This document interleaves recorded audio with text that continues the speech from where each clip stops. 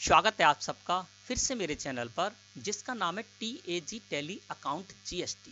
दोस्तों आज की वीडियो में हम सीखेंगे टैली प्राइम सॉफ्टवेयर में कंपनी डेटा को फाइनेंशियल ईयर के आधार पर स्प्लिट करना। दोस्तों अमन ट्रेडर्स मेरी कंपनी है और इस कंपनी को मैंने फाइनेंशियल ईयर 2023-24 में क्रिएट किया था और फाइनेंशियल ईयर 2023-24 की सारी एंट्री मैंने इसमें कर ली। इसके बाद आ गया फाइनेंशियल ईयर 2024-25 और मैंने फाइनेंशियल ईयर 2024-25 में भी इसमें एंट्री करना प्रारंभ कर दिया। मैं यहाँ पर डे बुक में जाता हूँ तो डे बुक को सिलेक्ट करके मैंने एंटर प्रेस किया, अल्ट के साथ F2 प्रेस करके पूरा पीरियड कर देता हूँ। तो देखिए फाइनेंशियल ईयर 2023-24 में मैंने इसी कंपनी में कार्य किया। अब आ गया फाइनेंशियल ईयर 2024-25। तो फाइनेंशियल ईयर 2024-25 में भी मैं 1 अप्रैल 2024 से लेकर 31 मई 2024 तक की एंट्री कर चुका हूँ। यानी फाइनेंशियल ईयर 2024-25 के प्रारंभ के जो 2 महीने थे उसमें भी मैंने एंट्री कर ली। तो इस तरह से आप जो फाइनेंशियल ईयर चल रहा है उसमें आप 4 से 8 महीने की एंट्री भी कर चुके हैं, उसके बाद भी आप कंपनी डेटा को स्प्लिट करना चाहते हैं तो कर सकते हैं। जिस तरह से कि मैंने इसी कंपनी में फाइनेंशियल ईयर 2023-24 में कार्य किया, फाइनेंशियल ईयर 2024-25 आ गया, उसकी भी 2 महीने की मैं एंट्री कर चुका हूं और उसके बाद में 1 अप्रैल 2024 से कंपनी डेटा को स्प्लिट करना चाहता हूं तो कर सकता हूं, ठीक है ना। अब कंपनी डेटा आपको कैसे स्प्लिट करना है वो जान लेते हैं। दोस्तों टैली प्राइम सॉफ्टवेयर का कोई वर्जन हो, चाहे टैली प्राइम सॉफ्टवेयर के प्रारंभिक वर्जन हो चाहे लेटेस्ट वर्जन हो, सारे के सारे वर्जन में कंपनी डेटा को स्प्लिट करने की प्रोसेस सेम टू सेम है। तो आप किसी भी वर्जन में कार्य कर रहे हो तो कंपनी डेटा को उसी तरह से आपको स्प्लिट करना है जिस तरह से कि अभी मैं आपको बताने वाला हूं और सभी वर्जन में मैं आपको बता चुका हूं, प्रोसेस सेम टू सेम है। इसके लिए आपको क्या करना होगा, यहाँ देखिए ऊपर आपको लिखा हुआ मिलेगा डेटा बटन, है ना। तो डेटा लिखा हुआ बटन मिलेगा, इस पर क्लिक कर देंगे या अल्ट के साथ वाई प्रेस करेंगे कीबोर्ड से। तो डेटा लिखे हुए बटन पर मैंने कर दिया क्लिक। दोस्तों जैसे ही आप ऐसा करेंगे तो आपके सामने स्क्रीन इस तरह से आएगी और यहाँ पर दोस्तों आपको जाना होगा स्प्लिट में, क्योंकि हम कंपनी डेटा को स्प्लिट करने आए हैं। तो स्प्लिट को सिलेक्ट किया और एंटर प्रेस कर दिया। जैसे ही आपने ऐसा किया तो सामने देखिए साइड में यहाँ पर फिर से एक पॉपअप आ गया जहां पर आपको 2 ऑप्शन मिलेंगे, वेरीफाई डेटा और स्प्लिट डेटा। तो आपको क्या करना है, कंपनी डेटा को स्प्लिट करने से पहले डेटा को वेरीफाई करना होगा। वेरीफाई जब आप करेंगे डेटा को तो वहां पर यदि कोई एरर होगा तो आपको क्या करना होगा, उस एरर को सॉल्व करना होगा, उसी के बाद आपको कंपनी डेटा को स्प्लिट करना है। और यदि कोई एरर नहीं आता है तो आप फिर कंपनी डेटा को आसानी से स्प्लिट कर सकते हैं। तो मैं कंपनी डेटा को स्प्लिट करने जा रहा हूं 1 अप्रैल 2024 से। उससे पहले मैं कंपनी डेटा को वेरीफाई करूंगा। तो वेरीफाई डेटा को मैंने सिलेक्ट किया और एंटर प्रेस कर दिया। जैसे ही आप ऐसा करेंगे दोस्तों आपके सामने स्क्रीन इस तरह से आएगी और यहां पर आपको लिखा हुआ मिलेगा वेरीफाई कंपनी डेटा। तो यहां पर कंपनी नेम में अमन ट्रेडर्स आ गया और मैं अमन ट्रेडर्स जो कंपनी है उसी के डेटा को वेरीफाई करने आया हूं। तो एंटर प्रेस कर दूंगा और इसको एक्सेप्ट करने के लिए एक बार और एंटर प्रेस कर दूंगा। तो इसकी जो वेरीफाई की प्रोसेस है वो चालू हो गई। क्योंकि इसमें डेटा कम था, समय कम लगा और देखिए यहाँ पर लिखकर आ गया नो एरर फाउंड, यानी कोई एरर नहीं है। अब मैं आसानी से कंपनी डेटा को स्प्लिट कर सकता हूँ, ठीक है ना। तो मैं क्या करता हूँ, एस्केप की प्रेस करता हूँ, इसी जगह फिर आ जाता हूँ। अब जिस कंपनी के डेटा को मैं यहाँ पर स्प्लिट करने जा रहा था तो उस कंपनी के डेटा को मैंने वेरीफाई कर लिया और वेरीफाई करने पर कोई एरर नहीं आया। अब मैं कंपनी डेटा को स्प्लिट करूंगा। इसके लिए कंपनी डेटा को स्प्लिट करना है, फिर आपको डेटा लिखे हुए बटन पर ही जाना होगा। तो डेटा लिखे हुए बटन पर मैंने कर दिया क्लिक। हमारे सामने स्क्रीन फिर इस तरह से अपीयर हो गई और यहाँ पर स्प्लिट लिखे हुए जो बटन है उसी को मैं सिलेक्ट करूंगा और एंटर प्रेस कर दूंगा। फिर से हमारे पास 2 ऑप्शन आ गए, वेरीफाई डेटा और स्प्लिट डेटा। डेटा को वेरीफाई मैं कर चुका हूँ, अब स्प्लिट करूंगा। तो स्प्लिट डेटा लिखे हुए बटन को मैंने सिलेक्ट किया और एंटर प्रेस कर दिया। स्क्रीन हमारे सामने इस तरह से आ गई।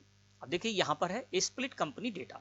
कंपनी नेम में यहाँ पर अमन ट्रेडर्स आ गया और अमन ट्रेडर्स जो हमारी कंपनी है उसी के डेटा को मैं स्प्लिट करना चाहता हूं। तो इसको ऐसे ही रहने दूंगा और एंटर प्रेस कर दूंगा। स्प्लिट फ्रॉम में या बाय डिफॉल्ट 1/4/2024 आ गया और मैं 1/4/2024 से ही कंपनी डेटा को स्प्लिट करना चाहता हूं, क्योंकि जो करंट फाइनेंशियल ईयर चल रहा है जिसमें कि हम एंट्री कर रहे हैं तो उसकी पहली डेट यहाँ पर आ जाती है। और कोई डेट से आप करना चाहते तो डेट यहाँ पर चेंज भी कर सकते हैं। तो यहाँ पर मैं 1 अप्रैल 2024 ही रहने दूंगा, क्योंकि 1 अप्रैल 2024 से ही मैं कंपनी डेटा को स्प्लिट करना चाहता हूँ।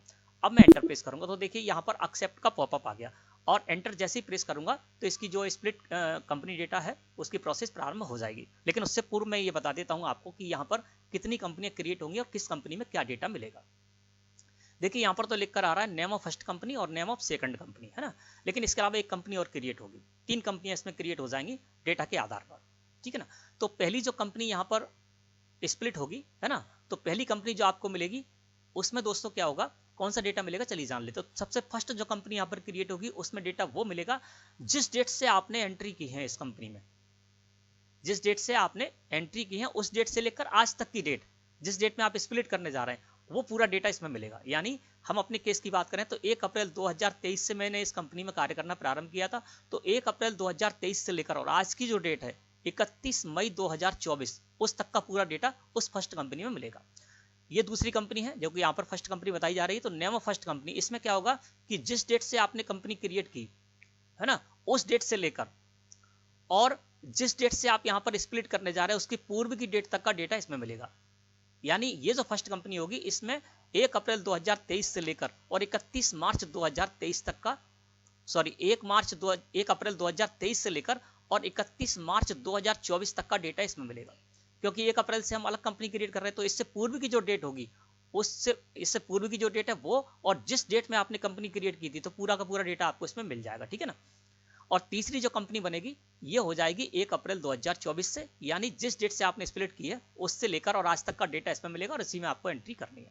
अब मैं एक्सेप्ट करने के लिए एंटर प्रेस कर देता हूं, एक बार और एंटर प्रेस करता हूं तो ये देखिए यहाँ पर जो कंपनी डेटा है वो स्प्लिट होने लगा और इसके बाद 3 कंपनियां क्रिएट होंगी। मैं तीनों कंपनियों में आपको बताऊंगा कि किस कंपनी में कौन सा डेटा आपको मिलेगा।